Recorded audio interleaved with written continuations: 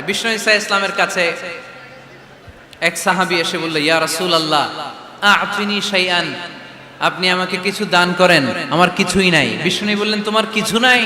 সাহাবী বললেন, ইয়া রাসূলুল্লাহ ঘরে আমার শুধু দুইটি জিনিস আছে। কয়টা? চিল্লায় বলেন, কয়টা?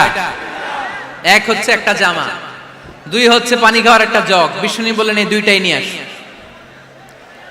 বিশ্বনবীর কথা শুনে ওই সাহাবী ঘর থেকে জামা নিয়ে আসলেন, পানি খাওয়ার জগ নিয়ে আসলেন। বিশ্বনবী সাল্লাল্লাহু আলাইহি ওয়াসাল্লাম ওনার মোবারক হাত দিয়ে এক হাতে জামা ধরে আরেক হাতে পানির জগটা ধরে সাহাবীদের দিকে উদ্দেশ্য করে বললেন, মাইয়াশতারি হাদাইন, এই দুইটা জিনিস কেনার মতো কে কে আছে দেখি? কয়েকজন হাত তুললো। বিশ্বনবী বললেন, কত দিয়ে কিনবা?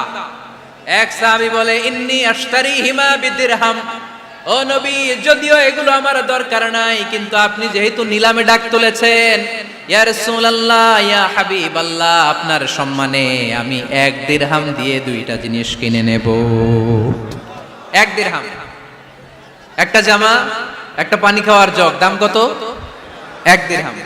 বিশ্বনবী বললেন, না না, 1 দিরহাম তো অনেক কম হয়ে যায়, মাইয়াজিদু আলা যালিক, এর চেয়ে বেশি দামে কে কিনবা?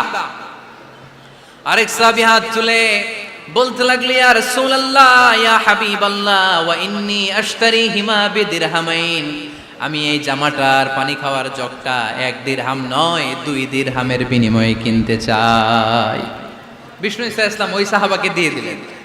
দিয়ে 2 দিরহাম নিয়ে যে লোকটা ভিক্ষা করতে এসেছিল তার হাতে 2 দিরহাম দিয়ে বললেন, যাও 1 দিরহাম দিয়ে ঘরে খাবার কিনে দিয়ে আসো, আরেক দিরহাম দিয়ে একটা কুঠার কিনে নিয়ে আসো।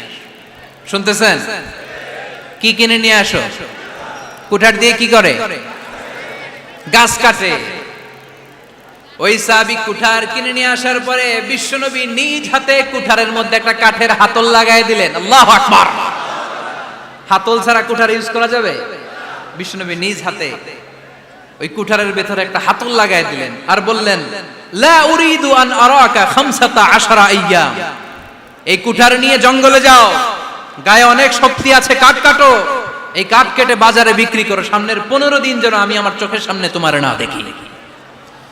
বিশ্বনবীর পরামর্শ অনুযায়ী কুঠার নিয়ে ওই সাহাবী জঙ্গলে চলে গেলেন। কাঠ কেটে বাজারে বিক্রি করতে করতে 15 দিন পরে 10 দিরহাম নিয়ে বিশ্বনবীর দরবারে হাজির হয়ে গেলেন। 10 দিরহাম নিয়ে বিশ্বনবীর কাছে হাজির হয়ে গেলেন। সাহাবী এসে বলল, ইয়া রাসূলুল্লাহ এখন আর আমার ভিক্ষা করা লাগে না, আমার গায়ে অনেক শক্তি আল্লাহ দিয়েছে, আই এম ভেরি এনার্জেটিক, আপনার দেয়া বরকতের কুঠার দিয়ে আমি কাঠ কেটে কেটে স্বাবলম্বী হতে শুরু করেছি। সুবহানাল্লাহ পড়েন। আমি এখন 10 দিরহামের মালিক। বিশ্বনবী বললেন, লা আইয়াহতাতিবা আহাদুকুম হুজমাতান আলা যাহরিহি খায়রুম মিন আইয়াসআলা শাইআন ফায়ু'তিয়াহু আও ইয়ামনাহু, যাদের গায়ে শক্তি আছে তারা ভিক্ষা না করে কাঠ কেটে পিঠে সেই বোঝা নিয়ে বাজারে বিক্রি করা অনেক ভালো, কারণ কারো কাছে যদি তুমি হাত পাতো সে দিতেও পারে, নাও দিতে পারে, আর কষ্ট করলে কষ্ট কোনোদিন বৃথা যায় না। চিল্লায় বলেন ঠিক কিনা? বিষ্ণু ঈসা ইসলামের অনুপ্রেরণায় এই সাহাবা অল্প কিছুদিনের ব্যবধানে স্বাবলম্বী হয়ে গেলেন। What is the moral of the story? বিশ্বনবীর এই প্রফেটিক স্টোরি থেকে আমাদের কি শিক্ষা? লেসন নাম্বার 1, বিশ্বনবী চাইলেই ওই 2 দিরহাম দিয়ে বলতে পারতো, যাও খাবার দাবার কিনে ফ্যামিলিতে দিয়ে আসো। সে ওই 2 দিরহাম নিয়ে খাবার দাবার কিনে ফ্যামিলিকে খাইয়ে রাত্রে আবার ভিক্ষায় নামতো। কথা কন, রাত্রে কি করতো? ভিক্ষায় নামতো। বিষ্ণু ঈসা ইসলাম তাকে কাজ করে খাওয়ার জন্য উৎসাহ দিলেন। পাশাপাশি বিষ্ণু ঈসা ইসলাম পার্মানেন্ট সলিউশন দিলেন। এজন্য পার্মানেন্ট সলিউশনের ব্যবস্থা করতে হবে। অনেকে আমরা যাকাত দেই, যাকাতের শাড়ি দেই, যাকাতের লুঙ্গি দেই, আছে না নাই? লক্ষ্মীপুরে এরকম দেয় নাকি? কি দেয়? হ্যাঁ, গাড়ি, গাড়ি দেয়, শাড়ি না। যাকাতের শাড়ি, যাকাতের লুঙ্গি বলতে কোনো কথা ইসলামে নাই। এগুলো খুব কম দামি শাড়ি, যাদেরকে এগুলো দেয়া হয় তাদেরকে অপমান করা হয়, ঠিক কিনা? আল্লাহ বলেছেন, ওয়ালাকাদ কাররামনা বানি আদম, I have dignified the status of the sons of Adam, আমি আদমের সব সন্তানদেরকে সম্মানিত করেছি। সুবহানাল্লাহ পড়েন। আপনাদের চেয়ে সম্মানিত কেউ আছে? মানুষের চেয়ে সম্মানিত গোটা বিশ্বে আর কোনো মাখলুকাত আছে নাই। এজন্য যাকাতের শাড়ি দেয়া যাবে না, যাকাতের লুঙ্গি দেয়া যাবে না। যাকাতের শাড়ি আপনারা দেখছেন, এটারে একবার ধোয়ার পরে দ্বিতীয়বার পরা যায় না। মশারি কি পাতলা, এর চেয়েও পাতলা। এই জন্য যাকাতের শাড়ি, যাকাতের লুঙ্গি বলতে ইসলামে কোনো পরিভাষা নাই। আপনাকে স্বাবলম্বী করে দেওয়ার চেষ্টা করতে হবে। যারা লক্ষ্মীপুর জেলায় বিজনেস ম্যাগনেট আছেন, তারা একসাথে হয়ে একটা স্ট্রং যাকাত ম্যানেজমেন্ট প্ল্যাটফর্ম করতে পারেন, যেখান থেকে আপনারা বিভিন্ন থানায়, বিভিন্ন গ্রামে বাছাই করে করে কিছু ভাইদেরকে যাকাত দিতে পারেন স্বাবলম্বী করার উদ্দেশ্যে। যেই ফ্যামিলিকে আছে, কি নাম এটা, পল্লী উন্নয়ন ক্লাব, মাশাআল্লাহ, যাকাত ফান্ড দিয়ে বিদেশে লোক পাঠায়। এর চেয়ে সুন্দর পদ্ধতিতে যাকাত বিতরণ আর হতে পারে? যেই লোকটাকে, যেই ছেলেটাকে বিদেশে পাঠানো হয়েছে, ওই ফ্যামিলিটা আর কোনোদিন যাকাতের শাড়ি নেওয়ার জন্য লাইনে দাঁড়াবে? যেই ছেলেটাকে ওনারা অস্ট্রেলিয়ান গাভী কিনে দিছে, দুধ বিক্রি করে যেই ফ্যামিলিটা স্বাবলম্বী হতে শুরু করেছে, তারা আর কোনোদিন যাকাতের লাইনে যেয়ে দাঁড়াবে না। এজন্য যাকাত দিতে হবে স্বাবলম্বী করার জন্য। ইসলাম আমাদেরকে এটাই শিখিয়েছে, কাজ করে খেতে হবে। কাজে লজ্জা নেই, লজ্জা হচ্ছে অলসতায়। লজ্জা কিসে? আজকের আলোচনা থেকে এটা মুখস্থ করে নিতে হবে, কাজে লজ্জা নেই।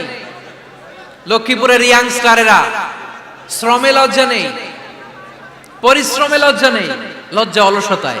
লজ্জা কিসে? আরো জোরে। নবীরা কি এমনি এমনি বসে বসে খাইছে? কঠিন পরিস্থিতিতেও নবীরা পরিশ্রম করে উপার্জন করা লেগেছে, ঠিক কিনা? সাইয়েদনা মারিয়াম আলাইহিস সালাম, যার নামে আল্লাহ তাআলা কোরআনে একটা সূরা দিলেন, উনি পৃথিবীতে এমন একজন মহিয়সী নারী, যেই নারীর গর্ভে, যেই নারীর পেটের ভেতরে স্বামীর স্পর্শ ছাড়া সন্তান দিয়েছে কে? সাইয়েদনা ঈসা আলাইহিস সালাম পেটে আসলেন। মারিয়াম আলাইহিস সালাম লজ্জা পেলেন। হায় হায়, কেমন করে এলাকাবাসীদের কাছে আমি আমার মুখ দেখাবো? বিয়ে করি নাই, স্বামী নাই, বিয়ে হয় নাই, স্বামী নাই, কিন্তু পেটে সন্তান চলে এসেছে। হায় হায়, এলাকায় কেমনে মুখ দেখাবো? লজ্জায় পড়ে মারিয়াম আলাইহিস সালাম এলাকা থেকে চলে গেলেন। কি অবাক করা কাণ্ড! বাচ্চা ভূমিষ্ঠ হওয়ার জন্য, বড় হওয়ার জন্য 6 মাস 7 মাস লাগে নাই, পেটে বাচ্চা আসার সাথে সাথে বাচ্চাটারে বড় করে দিয়েছে কে? সাইয়েদাতুনা মারিয়াম আলাইহিস সালাম এবার বসে পড়লেন, বুঝতে আরম্ভ করলেন প্রেগন্যান্সির পেইন উঠেছে। হঠাৎ করে পেট থেকে বাচ্চা ভূমিষ্ঠ হয়ে যাওয়ার পরে উনি কাঁপতে আরম্ভ করলেন। ক্ষুধার চোটে খাবার কিছু নাই, সামনে ঝর্ণা, উপরে একটা খেজুর গাছ। সাইয়েদনা ঈসা আলাইহিস সালামকে কোলে নিয়ে মারিয়াম আলাইহিস সালাম মনে মনে ভাবে, হায় রে, কেউ যদি একটু খেজুর পেড়ে দিত, এই ক্ষুধার মুহূর্তে আমি খেজুর খেয়ে পেটের ক্ষুধা নিবারণ করতাম। রব্বুল আলামিন মারিয়ামকে উদ্দেশ্য করে আয়াত নাজিল করে দিলেন, ওয়া হুজ্জি ইলাইকি বিজিযিন নাখলাতি তুসাকিত আলাইকি রতবান জানিয়া। কোরআন সাক্ষী, হুজ্জি ইলাইকি বিজিযিন নাখলা, এর মানে হচ্ছে মারিয়াম, কেউ পেড়ে দিবে না, একটু কষ্ট করে হাতটা উঁচু করে খেজুরের ডালা ধরে ঝাঁকুনি মারো, টসটসে কাঁচা পাকা খেজুর নিচের দিকে পড়বে, তারপর তুমি তুলে খাবে। সুবহানাল্লাহ পড়েন। আল্লাহ চাইলে অটোমেটিক্যালি কারামাত হিসেবে খেজুরগুলো নিচে ফেলতে পারতেন না? কথা কোন? খেজুরগুলো অটোমেটিক্যালি নিচের দিকে পড়ছে? পড়ে নাই।